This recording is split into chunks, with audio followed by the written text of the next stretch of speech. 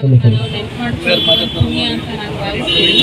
ಯಾಕಂತ ಹೇಳಿದ್ರೆ ಇವ್ರ ಕೊಡುಗೆ ಬರೀ ಮಂಡ್ಯ ಜಿಲ್ಲೆಗೆ ಮಾತ್ರ ಅಲ್ಲ, ಕರ್ನಾಟಕದಾದ್ಯಂತ ಸೇವೆ, ವೈದ್ಯಕೀಯ, ಶಿಕ್ಷಣ, ಆರೋಗ್ಯ, ಆಯ್ತಾ, ಜಾತಿ, ಧರ್ಮ, ಜನಾಂಗ, ಹಿಂದುಳಿದವರು, ಮುಂದುವರೆದವರು ಅನ್ನುವಂಥ ತಾರತಮ್ಯಗಳನ್ನೆಲ್ಲ ಹೋಗ್ಲಾಡಿಸಿ ಸರ್ವರು ಸಮಾನರು ಅನ್ನುವಂಥ ಒಂದು ಧೋರಣೆಯನ್ನು ಜನರಲ್ಲಿ ಉಂಟಾಗಿರುವಂಥ ಮಹಾತ್ಮರು ಅಂದಿನ ಕಾಲದಲ್ಲಿ ಜಾತ್ಯತೀತತೆ ಅನ್ನುವಂಥದ್ದು ತುಂಬಾ ಎಲ್ಲರಲ್ಲಿ ಮನೆ ಮಾಡಿತ್ತು. ಯಾಕಂತ ಹೇಳಿದ್ರೆ ಆ ಜಾತಿ ಈ ಜಾತಿ, ಆ ಧರ್ಮ ಈ ಧರ್ಮ ಅಂತ ಅದೆಲ್ಲವನ್ನು ಸರ್ವ ಜನಾಂಗದ ಶಾಂತಿಯ ತೋಟ ಆಗ್ಬೇಕು ಅಂತ ಹೇಳಿ ಅವರು ಅವತ್ತಿನ ಕಾಲದಲ್ಲಿ ಇಂತಹ ಯೋಜನೆಗಳನ್ನ, ಇವತ್ತು ರಾಜಕೀಯವಾಗಿ ಏನೇನು ಯೋಜನೆಗಳನ್ನ ರೂಪಿಸಿದಾರೋ ಆ ದಿನ ಒಬ್ಬರು ಮಹಾರಾಜರಾಗಿ ಅವ್ರ ಸಾಮರ್ಥ್ಯವನ್ನ, ಅವ್ರ ಶಕ್ತಿಯನ್ನ, ಅವ್ರ ಮನೆ ಹಣ ಆಸ್ತಿ ಸಂಪತ್ತನ್ನ ಮುಡಿಪಾಗಿಟ್ಟು ಜನರಿಗೋಸ್ಕರ ಅವ್ರು ಬದುಕಿದಂತ ಇಂಥ ಮಹಾರಾಜರನ್ನ, ನಾಲ್ವಡಿ ಕೃಷ್ಣರಾಜ ಒಡೆಯರ್ ಅವರನ್ನ ನಾವು ನೆನ್ಸ್ಕೊಳ್ಳೋದು ನಮ್ಮ ಪುಣ್ಯ ಮತ್ತು ನಮ್ಮ ಭಾಗ್ಯ ಅಂತ ಹೇಳಲಿಕ್ಕೆ ಇಷ್ಟಪಡ್ತೀನಿ.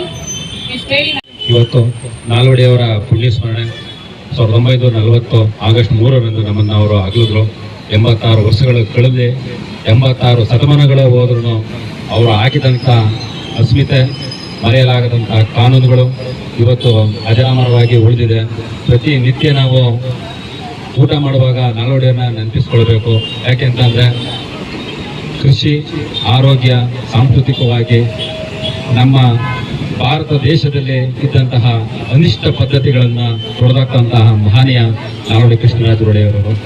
ಗೆಜ್ಜೆ ಪೂಜೆ, ದೇವದಾಸಿ ಪದ್ಧತಿಗಳು ಹಾಗೂ ಮಹಾನ್ ಮಾನವತಾವಾದಿ. ಯಾಕೆಂತಂದರೆ ಮಹಾತ್ಮ ಗಾಂಧೀಜಿಯವರು ಇದನ್ನೆಲ್ಲ ಕಂಡಂತಹ ಭಾರತ ದೇಶದಲ್ಲೇ ಒಕ್ಕೂಟದ ವ್ಯವಸ್ಥೆಯಲ್ಲಿ ಒಂದು ರಾಜಮನೆತನದಲ್ಲಿ ಬ್ರಿಟಿಷರು ಕೂಡ ಮಾಡಿದಂತಹ ಕಾನೂನುಗಳನ್ನು ಇವರು ಜಾರಿಗೆ ತಂದು ವಿಶಿಷ್ಟವಾದಂತಹ ಮಹಾರಾಜರಂತ ನೆನೆಸ್ಕೊಂಡವರು ನಮ್ಮ ನಾಲ್ವಡಿ ಕೃಷ್ಣರಾಜ ಒಡೆಯರವರು.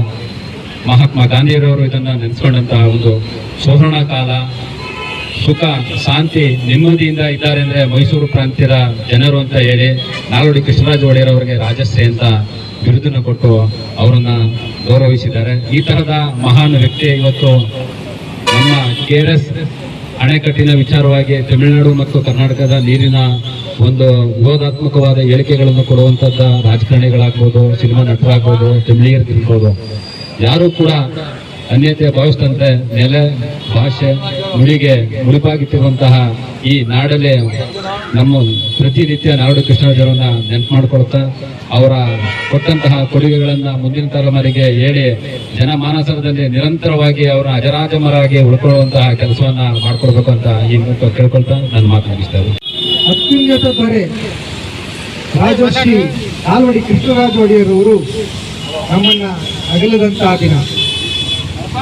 ನಮ್ಮೆಲ್ಲರಿಗೂ ಗೊತ್ತು, ಈ ಭಾರತ ದೇಶದಲ್ಲಿ ಸುಮಾರು 500ಕ್ಕೂ ಹೆಚ್ಚು ರಾಜಗಳು ಈ ದೇಶನ ಆಳಿದ್ದಾರೆ. ಆದರೆ ಅವರೆಲ್ಲರಿಗಿಂತಲೂ ವಿಶಿಷ್ಟವಾದಂತ, ಜನಪರವಾದಂತ ಕೆಲಸ ಮಾಡಿದಂತ ಏಕೈಕ ವ್ಯಕ್ತಿ ರಾಜ ಅಂತ ಅಂದ್ರೆ ಅದು ನಮ್ಮ ನಾಲ್ವಡಿ ಕೃಷ್ಣರಾಜ ಒಡೆಯರವರು. ಅವರು ಒಂದು ಮಾತು ಹೇಳ್ತಾರೆ, ಆಡುಮುಟ್ಟದ ಸೊಪ್ಪಿಲ್ಲ ಅಂತ.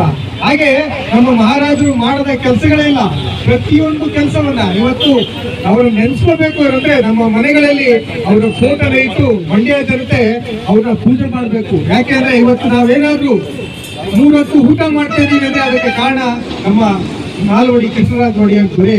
ಆ ದೊರೆಯನ್ನ ನಾವು ಯಾವತ್ತೂ ಮರಿಬಾರ್ದು. ಆ ಕಾರಣಕ್ಕಾಗಿ ಇವತ್ತು ಏನ್ ಮಾಡ್ತಾರೆ, ನಾಲ್ವಡಿ ಕೃಷ್ಣರಾಜ ಒಡೆಯರು ಟ್ರಸ್ಟ್ ಅವರ ಪುಣ್ಯಸ್ಮರಣೆ ಕಾರ್ಯಕ್ರಮನ ಈ ಒಂದು ಭಾಗದಲ್ಲಿ ಮಂಡ್ಯ ಜನರಿಗೆ ಅವರ ವಿಚಾರವನ್ನು ತಲುಪಿಸುವಂತ ಕೆಲಸಗಳನ್ನ ವರ್ಷ ಪೂರ್ತಿ ಕಾರ್ಯಕ್ರಮನ ಹಮ್ಮಿಕೊಳ್ತದೆ.